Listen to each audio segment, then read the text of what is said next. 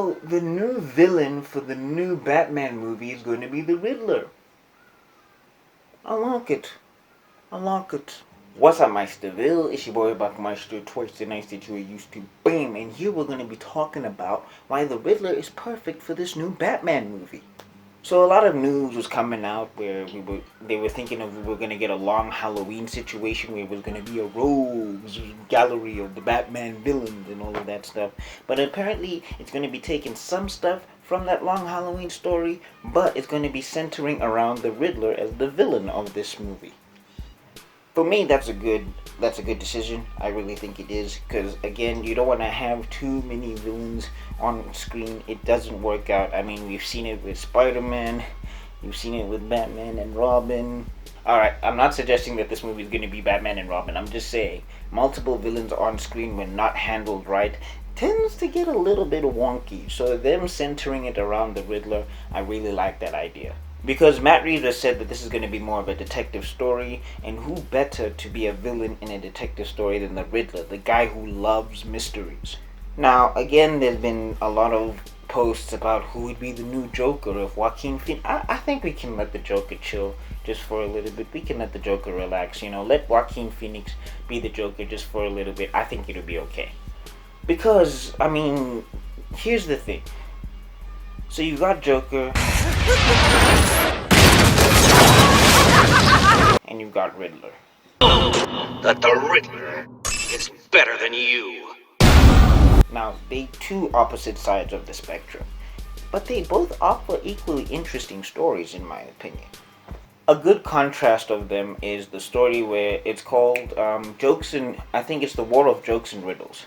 Yeah, that's the storyline where it had the Joker and Batman and Riddler. Basically, all three of them go head to head. So the Joker and the Riddler were at war, literally, and Batman, in his early day careers or whatever, was trying to maintain peace in Gotham with all of these things because it was getting insane between these two guys, because it was literally two of the smartest insane people going at each other and coming at each other from different angles. Joker, where he wanted to inspire chaos, and Riddler, where he wanted things to go exactly according to his plan.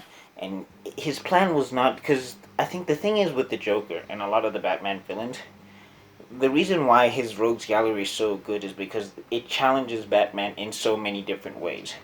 So, while the Joker is opposed to order, the Riddler really loves order. You don't understand. I have a proposition for you. You've come up with a new game? This? No, this puzzle is far more than any mere game. Wouldn't you agree? Or do you need to try it yourself? Solve it. The Riddler is all about order. He's all about this leads to this, leads to this, leads to this. So he challenges Batman in that sense that Batman also is meticulous. Like, he loves plan. Riddler is also plan, but his plan, the end game, is supposed to be some sort of destruction in order to prove how smart he is. That's the Riddler's whole game. It's not even about some existential crisis or whatever. It's just to validate his own ego. But because he will go to these insane, elaborate schemes to prove that fact to himself and not anybody else, it's what makes the Riddler kind of an interesting character, in my opinion. See, the Riddler is not about just blowing up stuff for blowing up stuff's sakes. He wants you to feel dumb as it blows up.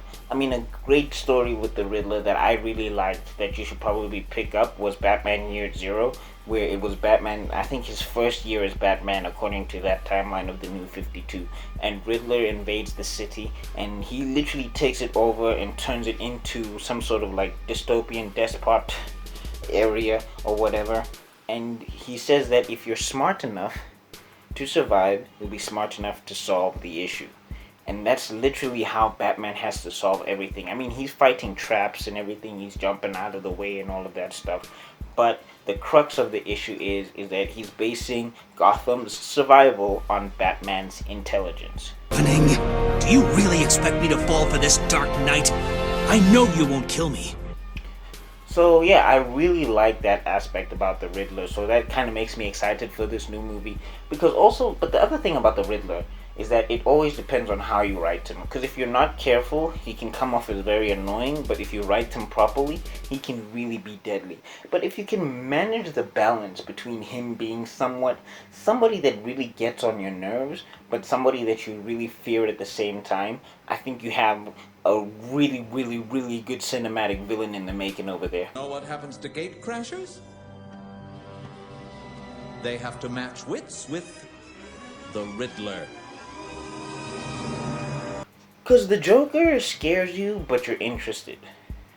That's the whole appeal of the Joker. The Joker scares you, but you're just like, man, I wonder how the hell his brain works.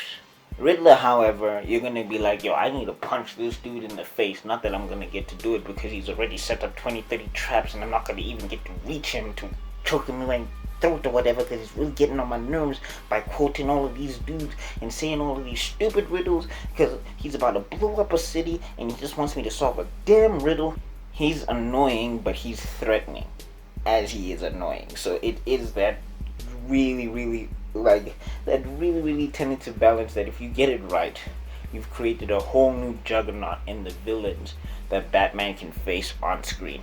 So yeah, that's my takeaway from this whole thing. I'm pretty excited for the plot details because apparently the story is that there's gonna be a slew of murders. Batman and Jim Gordon have to figure out what's going on with these murders, and it's gonna be going to the Riddler. Sorry, I don't know why I want to say the Joker.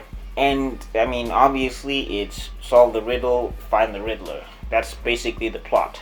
How it goes down, nobody knows. But I kind of like that it's simplistic nowadays. I mean, I think a lot of people who are making comic book movies nowadays feel like they have to make things complicated, forgetting that Marvel's beginnings were very simple, and some of Marvel's best movies were simple. I mean, Winter Soldier, it's actually a very simple movie. It's not too complicated to follow. Black Panther, simple movie.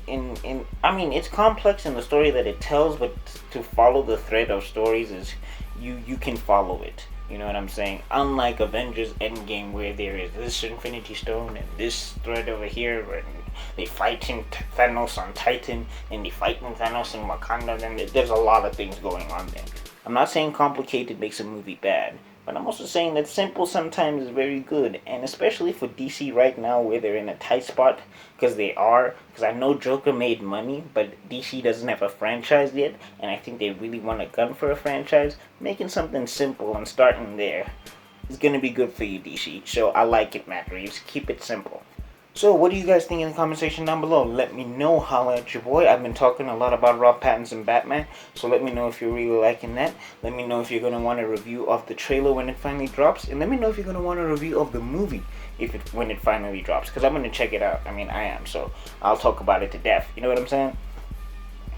Look at that. You made it to the end of the video. You are fantastic. If you like this video, I got another one up here. I got a playlist down there. And you can click on my icon to subscribe. Remember to ring the bell if you do subscribe, and I'll see you all in another video, because my man's gotta be out. Peace.